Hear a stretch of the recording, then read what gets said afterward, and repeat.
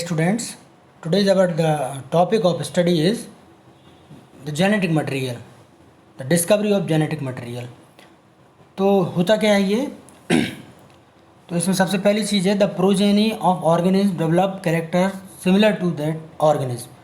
कोई भी नया जीव जंतु अपने पेरेंट्स से कुछ कैरेक्टर्स कैरी करता है एक जनरेशन से दूसरे जनरेशन तक. द रिसेम्बलनेस ऑफ ऑफ स्प्रिंग यानी जो बच्चे हैं वो अपने माता पिता जैसे दिखाई देते हैं. Depend on the precious transmission of principle, जो कि माता पिता के जेनेटिक मटेरियल जो होता है उसके अंदर ये इन्फॉर्मेशन स्टोर रहती है. अब बात यहाँ ये आती है कि जेनेटिक मटेरियल है क्या. तो यहाँ ध्यान से देखिए, डेफिनेशन है the genetic material of a cell और an organism refer to those material found in nucleus. ये कहाँ कहाँ हो सकता है?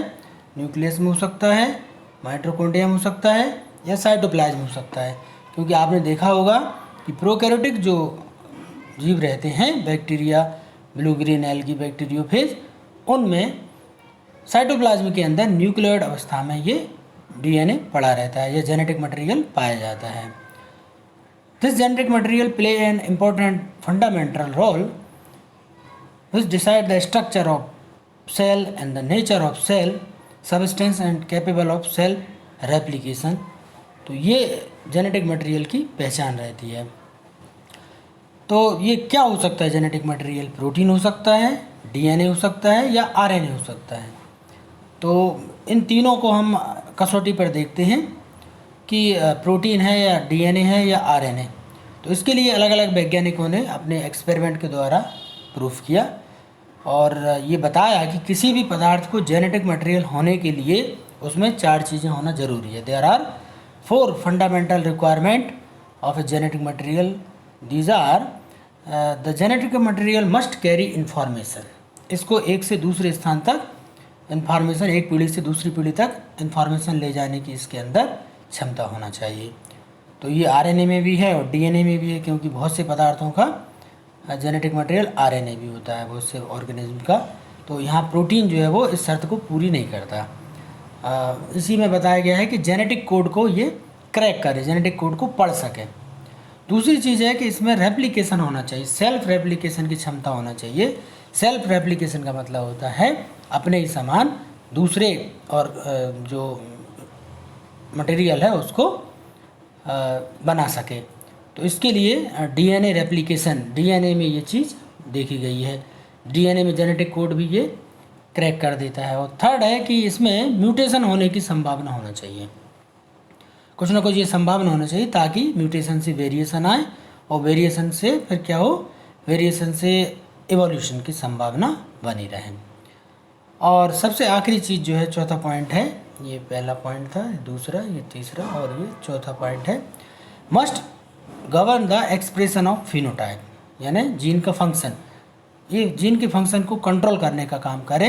यानी ये जेनेटिक मटेरियल इंडिविजुअल के फिनोटाइप को भी प्रभावित कर सके. तब ये 4 क्राइटेरिया पर जब पूरा उतरेगा तभी ये माना जाएगा कि ये जेनेटिक मटेरियल है, अन्यथा जेनेटिक मटेरियल नहीं कह सकते उसको. तो इन शर्तों पर देखा गया तो आरएनए कुछ शर्तें पूरी करता है, कुछ नहीं करता. प्रोटीन लगभग कोई भी शर्त पूरी नहीं करता और इन शर्तों पर खरा उतरता है डीएनए. तो एक थ्योरेटिकल, वैज्ञानिकों के द्वारा एक थ्योरेटिकल ये दिया, थ्योरी दी गई कि भाई डीएनए जेनेटिक मटेरियल हो सकता है. अभी हो सकता है और है, जेनेटिक मटेरियल हो सकता है मे बी, और कंफर्म है. इसके लिए वैज्ञानिकों ने जो प्रयोग किए उनको हम स्टडी करेंगे उनकी. तो सबसे पहले the process of identification of genetic material, ये 1928 में ग्रिफिथ एक्सपेरिमेंट के द्वारा, जिसमें ये बताया गया कि एस स्ट्रेन को जब चूहे के अंदर इंजेक्ट किया तो चूहा जो था वो मर गया था, और आर स्ट्रेन के जब इंजेक्ट किया था तो चूहा जो था वो लाइव था. लेकिन जब एस स्ट्रेन को हीट किल्ड किया तो फिर क्या हो गया था, हीट किल्ड करने पर ये चूहा जो था लाइव था.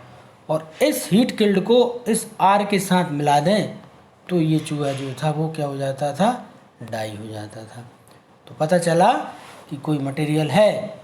वो बाद में पता चला कि वो डीएनए ही था जो कि नॉन विरुलेंट आर स्ट्रेन को एस स्ट्रेन में कन्वर्ट कर रहा था. तो ये ग्रिफिथ एक्सपेरिमेंट. और 1952 में हर्षे चेज ने इसको प्रूफ कर दिया बैक्टीरियोफेज के प्रयोग के द्वारा। तो आपको दोनों चीज़ें याद रखना चाहिए कि हर्षे चेज जो थे वो बैक्टीरियोफेज के ऊपर प्रयोग किए थे, उन्होंने ट्रांसडक्शन एक्सपेरिमेंट कहते हैं इनको, और ग्रिफिथ जो थे उन्होंने डिप्लोकोकस निमोनी पर ये प्रयोग किए थे। स्ट्रेप्टोकोकस निमोनी के आर और एस स्ट्रेन के ऊपर ग्रिफिथ ने एक्सपेरिमेंट किए थे। तो 1952 में ये प्रूफ हो गया कि डीएनए ही जेनेटिक मटेरियल होता है। इसको हम आगे पढ़ेंगे। साथ साथ हम ये 3 वैज्ञानिकों की, साइंटिस्ट की जो एक्सपेरिमेंट है इसको भी नहीं भूलना चाहिए। ये थे एवेरी, मैकलियोड और McCarty. Where did an experiment to identify the genetic material is DNA. Avery, MacLeod और मैककार्टी ही थे जो कि ग्रिफिथ के एक्सपेरिमेंट को प्रूफ तक ले जा पाए। हर्षे चेज को देख लीजिए। हर्षे चेज ने बैक्टीरियोफेज को लिया। बैक्टीरियोफेज ये एक वायरस होता है जो बैक्टीरिया को खाने का काम करता है। तो बैक्टीरियोफेज क्या है? वायरस है और ये इन्फेक्ट करता है बैक्टीरिया को। तो 1952 में अल्फ्रेड हर्षे और चेज ने बैक्टीरियोफेज के ऊपर एक्सपेरिमेंट किया और ये प्रूव कर दिया कि डीएनए जो है वो जेनेटिक मटेरियल होता है। कैसे किया? बैक्टीरियोफेज एक वायरस है जो बैक्टीरिया को इन्फेक्ट करता है, ये इसकी डेफिनेशन है। When bacteriophage infect bacteria, that means ये वायरस जब बैक्टीरिया को इन्फेक्ट करता है तो ये अपनी और कॉपी तैयार कर लेता है। The virus are released when the bacterial cell rupture. और बैक्टीरियल सेल बाद में क्या होता है, जब बहुत सारे बैक्टीरियोफेज बन जाते हैं तो ये क्या होता है, ये रप्चर हो जाती है पूरी बैक्टीरियल सेल, और उसके बाद ये नए बैक्टीरिया सेल को इन्फेक्ट करने के लिए तैयार हो जाता है। यहाँ यदि स्ट्रक्चर हम देखें बैक्टीरियोफेज की तो ये स्ट्रक्चर देख लीजिए। ये बैक्टीरियोफेज का हेड है और इस हेड के अंदर ही जेनेटिक मटेरियल भरा रहता है। यहीं पर कुछ जेनेटिक मटेरियल अंदर है। ये कॉलर है, ये कोर है, ये हेलिकल शीथ है और ये जो रहते हैं प्लेटफॉर्म, इसके द्वारा ये बैक्टीरिया सेल के अंदर ये लैंडिंग करता है, बैक्टीरिया सेल के ऊपर लैंडिंग करता है हेक्सागोनल बेस के ऊपर, और यहाँ से ये जेनेटिक मटेरियल है वो बैक्टीरिया के अंदर क्या कर देगा, इंजेक्ट कर देगा और अपने हिसाब से बैक्टीरिया से अपना प्रोटीन बनवाएगा ताकि प्रोटीन कोड तैयार हो सके। So how does the bacteriophage reprogram the bacterial cell to make more virus. ये क्या करता है बैक्टीरियोफेज, बैक्टीरिया को रीप्रोग्रामिंग करा देता है। उससे कहता है कि तुम हमारे लिए प्रोटीन बनाओ। किसके लिए? वायरस के लिए। कौन प्रोटीन बनाएगा? वायरस के लिए प्रोटीन बनाएगा ये बैक्टीरिया। तो किस तरह से ये रीप्रोग्रामिंग होती है उसके बारे में पढ़ेंगे। डज द बैक्टीरियोफेज डीएनए और प्रोटीन और both give instruction to the bacteria. क्या ये प्रोटीन देता है इंस्ट्रक्शन या डीएनए देता है या आरएनए? तो इसके ऊपर एक एक्सपेरिमेंट इन्होंने किया। इन्होंने क्या किया, इन्होंने जो कवर था, ये जो बाहर का आउटर कवरिंग रहती है, ये कवर जो था ये प्रोटीन है, ठीक है, और अंदर जो भरा हुआ है, ये कह सकते हैं इसको इस कलर से इसको कर देते हैं, हाँ ग्रीन कलर से। तो ये जो अंदर भरा हुआ है ये जो है ये डीएनए है। अब यदि ये बैक्टीरियोफेज किसी बैक्टीरिया को इन्फेक्ट करेगा तो उसके अंदर यदि प्रोटीन मिला तो जेनेटिक मटेरियल प्रोटीन होगा, और यदि इस बैक्टीरिया के अंदर डीएनए मिला तो ये माना जाएगा कि डीएनए ही जेनेटिक मटेरियल है जो बैक्टीरिया को रीप्रोग्रामिंग कर रहा है, ठीक है। तो ये जेनेटिक मटेरियल इस तरह से यहाँ से निकलकर यहाँ पर आ जाता है। तो ये एक्सपेरिमेंट किस तरह से किया ध्यान से देखिए। ये गुण रहस्य है इस पूरे टॉपिक का। क्या गुण रहस्य है कि बैक्टीरियोफेज का डीएनए उसमें फास्फोरस 32 रहता है, ठीक है। बैक्टीरियोफेज में क्या होता है, फास्फोरस 32 रेडियो एक्टिव फास्फोरस लिया। ये फास्फोरस डीएनए में तो होता है लेकिन प्रोटीन में नहीं होता। जबकि बैक्टीरियोफेज का जो कोट है, जो कवरिंग है, वो रेडियो एक्टिव सल्फर से बनाई। अब सल्फर की विशेषता रहती है कि सल्फर किस में रहता है, प्रोटीन में होता है लेकिन डीएनए में नहीं होता। सल्फर किस में होता है, प्रोटीन में तो है लेकिन डीएनए में नहीं होता, और फास्फोरस ये डीएनए में होता है लेकिन प्रोटीन में नहीं होता। Only the bacteriophage DNA enter the bacteria was used to produce more bacteriophage. केवल ये फास्फोरस 32 वाला डीएनए ही बैक्टीरिया के अंदर एंटर किया और अपनी बहुत सारी उसने नई बैक्टीरियोफेज की कॉलोनी तैयार की, और इस आधार पर ये प्रूफ हुआ कि बैक्टीरिया के अंदर डीएनए मिला, ना कि protein. So DNA is the genetic material, not protein. तो ये हर्षी से एक्सपेरिमेंट याद रखिए। इसमें फास्फोरस 32 इसका डीएनए और सल्फर 35 इसका कोट।